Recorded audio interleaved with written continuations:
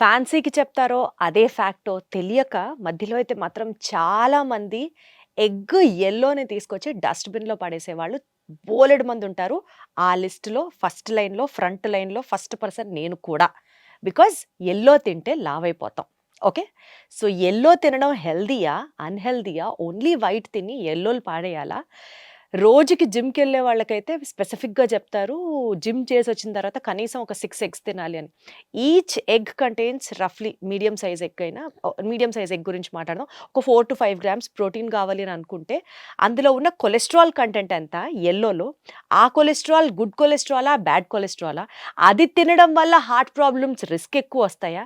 ఇవన్నిటి గురించి డీటెయిల్డ్‌గా మాట్లాడుకుందాం. ఇంకెవరు the one and only apt person to talk about this we have with us doctor Ravikanth గారు. సార్ నమస్తే. నమస్తే అండి. సార్ మొన్నటిదాకా ఎగ్ తింటే క్యాన్సర్ వస్తుందా అని భయపడ్డాం. ఇప్పుడు ఎగ్ తినొచ్చు అంటున్నారు మీరు. కానీ యెల్లో పారేయాలా? యెల్లో కూడా తినాలా? అది చెప్పండి. ఎగ్‌ని యెల్లో పరేసి తినటం మంచిది కాదండి. ఎగ్ యాజ్ ఎ హోల్ తింటేనే మంచిది యాక్చువల్‌గా. ఎగ్ అసలు లైఫ్ ఉండేదే యెల్లోలో. వైట్‌లో ఆల్బుమిన్ అని కొన్ని ప్రోటీన్స్ ఉంటాయి అంతే. అసలు మొత్తం ఒక లైఫ్ ఉండేది యెల్లోలో. ఒక లైఫ్ దాంట్లోంచి వస్తుందంటే మోస్ట్‌లీ అన్నీ సమపాళ్ళలో ఉండుంటాయి. సో, మీరు రైస్ ఒక ముద్దలోంచి జీవం రాదు. ఒక గ్రెయిన్‌లోంచి వస్తదనుకోండి అది కూడా ఉంటే. కానీ ఆయిల్‌లోంచి గానీ, వీటిలోంచి గానీ ఇవన్నీ సెపరేట్‌గా కంప్రెస్ చేసిన దాంట్లో. కాబట్టి దాంట్లో మనం ఫాల్ట్స్ ఎతకగలం. కానీ దీంట్లో ఎతకలేము. ఎతకకూడదు కూడా. ప్లస్ చాలామంది చాలా వరకు ఏదో ఒకటి అంటూ ఉంటారు. ఎగ్ యెల్లోలో కొలెస్ట్రాల్ ఉంటుందని కానీ, కొలెస్ట్రాల్ ఉంటే హార్ట్ అటాక్ వస్తుందని కానీ, రకరకాలుగా ఉంటుందండి. ఇట్లా కాజ్ అండ్ ఎఫెక్ట్ రిలేషన్ ఉండదండి ఎప్పుడు. అంటే ఇది తీసుకుంటే ఇది స్విచ్ చేస్తే ఈ లైట్ వెలిగినట్టు, ఇక్కడ ఒక రోజుకి 2 ఎగ్స్ తింటే కరెక్ట్గా 5 ఏళ్ళకి నీకు హార్ట్ అటాక్ 100కు 100 గ్యారంటీ అట్లా ఉండదు. ఒక హార్ట్ అటాక్ లాంటి రావడానికి 100 కారణాలు 100 సిచ్యువేషన్స్ ఉంటాయి. దాన్ని ఒక్క ఎగ్ యెల్లోతో లింకప్ చేయలేము.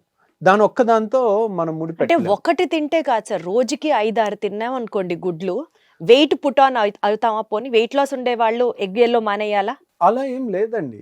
యాక్చువల్‌గా ఎగ్ తింటేనే వెయిట్ లాస్ అవుతారు. Oh my God! ఆ! అంటే ఎగ్ తింటే అంటే you are talking about whole egg. Whole egg. Egg మొత్తం తింటే మనకి సెటిటీ బాగా వస్తుంది. ఇప్పుడు ప్రోటీన్ కంటెంట్ ఎక్కువ ఉన్నది తీసుకుంటే మనకి ఆకలి అనేది తొందరగా తీరుద్ది. సో, ఎగ్ తినటం వలన బరువు పెరుగుతారనుకోవటం అసలు బాయిల్డ్ ఎగ్ ఏం టేస్ట్ ఉంటది చెప్పండి? ఏమన్నా టేస్ట్ ఉంటదా? రియల్‌గా చెప్పాలంటే ఇట్స్ నాట్ టేస్టీ. అదే మీరు ఒక ఆమ్లెట్ ఎయండి. దాంట్లో ఒక 2 చెంచాలు నూనె ఏసి ఉప్పు, కారం వేయండి. దానికి రుచి ఉంటది. ఒట్టెగ్‌కి టేస్ట్ ఎక్కడుంది? కాబట్టి మీరు దాంట్లో ఏదో కలిపి ఇంకా చేస్తున్నారు గానీ, మామూలుగా ఎగ్ లాగా తింటే మాత్రం లేదంటే లైట్‌గా ఆయిల్ ఏసుకొని ఆమ్లెట్ లాగా ఏసుకొని తిన్నా గానీ లైట్‌గా ఉప్పు, కారం వేసుకుని లైట్‌గా చాలా టేస్టీగా ఉంటది. One of the tastiest food egg అండి. ఎగ్‌ని 100 రకాలుగా కూరల్లో వాడుకోవచ్చు. కాకపోతే ఎగ్‌ని ఎప్పుడూ గూడా యెల్లో తీసి పక్కన పెట్టే అలవాటు చేయకండి. మీరు అలా చేస్తుంటే మీ పిల్లలు కూడా జీవితాంతం అదే చేస్తారు. సో, ఎగ్ వల్ల హార్ట్ అటాక్ రావటం అనేది మాత్రం అపోహ. రోజుకొకటి కంపల్సరీగా తినండి. మీరు వారం రోజుల్లో రోజు ఒకటి తింటారా చెప్పండి? చాలామంది తినరు. కాబట్టి ఒకరోజు 3 తిన్నా గానీ తప్పులేదు. అదే సార్ 3 తిన్నా, 6 తిన్నా యెల్లోతో యావరేజ్ పాటు తినొచ్చు అంటారు మీరు. తినొచ్చు. యెల్లోతో పాటు హ్యాపీగా సార్ తినొచ్చు. బాడీలో ఫ్యాట్ ఇంత ఉండాలి. మనం బిఎంఐ చేసుకున్నప్పుడు బాడీలో ఫ్యాట్ ఇంత ఉంది అని రిపోర్ట్ వస్తది కదా సార్.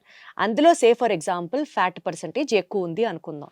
అలాంటి వాళ్ళని కూడా తినమంటారా మీరు యెల్లో? అది కాదండి. ది బేసిక్ పాయింట్ ఏంటంటే, ఇప్పుడు మనిషికి ఫ్యాట్ అనేది స్టోరేజ్ ఫార్మ్. ఇప్పుడు ఒకప్పుడు 2000 నోట్లు ఉండేవి. ఇప్పుడు లేవు. ఇప్పుడు ఎవరి దగ్గరన్నా డబ్బులు ఎక్కువ ఉన్నాయనుకోండి, రూ. 100 కట్టలు కట్టలు దాచిపెట్టుకుంటారా? 2000 నోట్లు ఉంటే 2000 నోట్లు దాచిపెట్టుకుంటారు. అవునా? అవును. హైయెస్ట్ డినామినేషన్ అదే ఉండేది అదే కాబట్టి. ఉంటుంది కాబట్టి. సో, ఇక్కడ ఫ్యాట్ అనేది రూ. 2000 నోటు. ఓకే. మనకి మన బాడీలో స్వీట్ తిన్నామనుకోండి, స్వీట్ స్టోరేజ్ ఫార్మ్ లేదు. మనకి 100 గ్రాముల గ్లూకోజ్ మించి రాదు. అంటే మన బాడీలో గ్లైకోజన్ 100 గ్రాములే స్టోరేజ్ ఉంటుంది. గ్లూకోజ్ గ్లైకోజన్ కింద మారదు. ఇప్పుడు అంతెందుకు వరి మొక్క ఉంది, గోధుమ మొక్క ఉంది. దానికి కావాల్సిన ఎనర్జీని అంతా అది ఏ విధంగా దాచిపెట్టుకుంది? కార్బోహైడ్రేట్ రూపంలో దాచిపెట్టుకుంది. అంటే గింజలో 90% కార్బోహైడ్రేట్. ఏది మన రైస్లో అయితే వరి గింజలో 90% కార్బోహైడ్రేట్ ఉంటుంది. ఏది ఆ బియ్యం గింజలో. అదే మన గోధుమలో అయితే 80% పైన కార్బోహైడ్రేట్ ఉంటుంది. ఇప్పుడు మన బాడీలో డిజైన్ చూడండి ఎంత అద్భుతంగా ఉందో. ఇప్పుడు కదలకుండే ఉండే మొక్కలు అంతా వాళ్ళకున్న ఎక్స్ట్రా ఎనర్జీని అంతా కార్బోహైడ్రేట్లో స్టోర్ చేసుకుంటుంది. మీరు 1000 క్యాలరీలు కార్బోహైడ్రేట్లో స్టోర్ చేసుకున్నారనుకోండి, కార్బోహైడ్రేట్ అంటే మన షుగర్ కానీ గ్లూకోజ్లో కానీ 1 గ్రామ్ తీసుకుంటే దాంట్లో 4 క్యాలరీలు. అదే ఫ్యాట్లో 1 గ్రామ్లో 9 క్యాలరీలు ఉంటుంది. ఓకే. సో మీరు 30 కేజీలు బరువు ఎక్కువ ఉంటే 30 కేజీలు కొవ్వే స్టోర్ అవుతుంది. అదే మొక్కల్లాగా మనం కార్బోహైడ్రేట్ స్టోర్ చేసుకుంటే అంతే క్యాలరీస్కి 60 కేజీలు కార్బోహైడ్రేట్ లాగా గ్లూకోజ్ రూపంలో స్టోర్ చేసుకుంటే మనం అంత బరువు అయిపోతాం. అందుకని ఫ్యాట్కి అడ్వాంటేజ్ అనమాట అది. సో ఆ విధంగా మనకి ఫ్యాట్ ఏ తిన్నా ఫ్యాటే తయారవుతుంది. ఫ్యాట్ ఎక్కువ ఉందంటే అందరికీ 30 కేజీలు 20 కేజీలు బరువు ఉన్న వాళ్ళందరికీ ఫ్యాటే పెరుగుతుంది. కాబట్టి అదంతా కొలెస్ట్రాల్ అన్న. ఫ్యాట్ వేరు, కొలెస్ట్రాల్ వేరు, హార్ట్ అటాక్ వేరు. సో వీటికి ఇవన్నీ ఏంటంటే చాలా కాంప్లికేటెడ్ థింగ్ని. చాలామంది ఏంటంటే మీడియాలో స్విచ్ చేస్తే లైట్ వెలిగింది 1 2 + 2 4 ఒకటే ఆన్సర్. మీరు ప్రపంచంలో ఎక్కడికి వెళ్ళండి మారదు. బయాలజీలో అలా ఉండదు. బయాలజీ ఎప్పుడు కూడా it is a Gaussian distribution అంటారు. మీన్ స్టాండర్డ్ డివియేషన్ ఉంటుంది, ఎక్సెప్షన్స్ ఉంటాయి. 2 + 2 4 లాగా అన్నిటికీ ఒకటే ఆన్సర్ ఉండదు.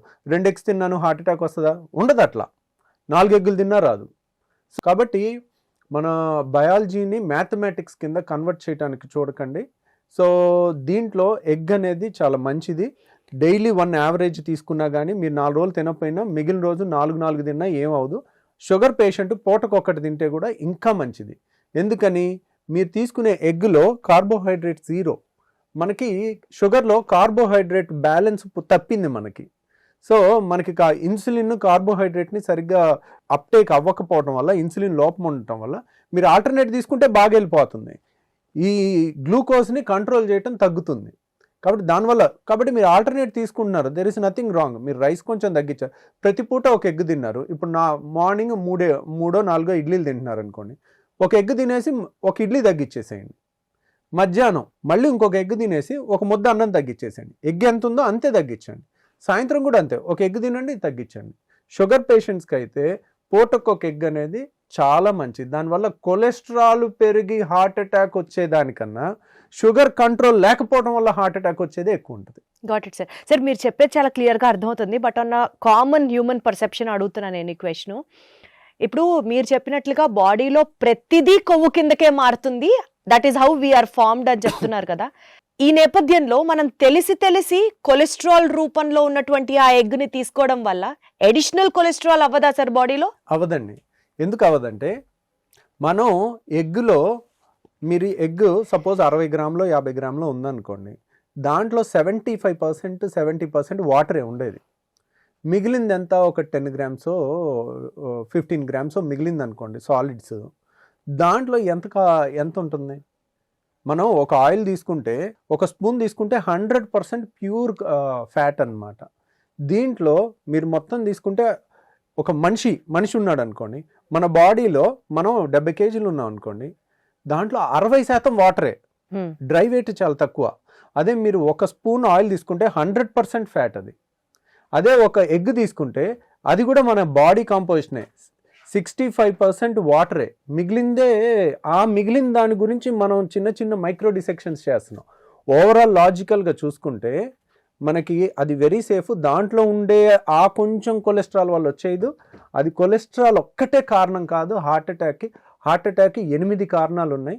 ఆ 8 కలిసి కరెక్ట్ రూపంలో వస్తేనే వస్తుంది, కానీ ఒక్క కొలెస్ట్రాల్నే బ్లేమ్ చేయకూడదు.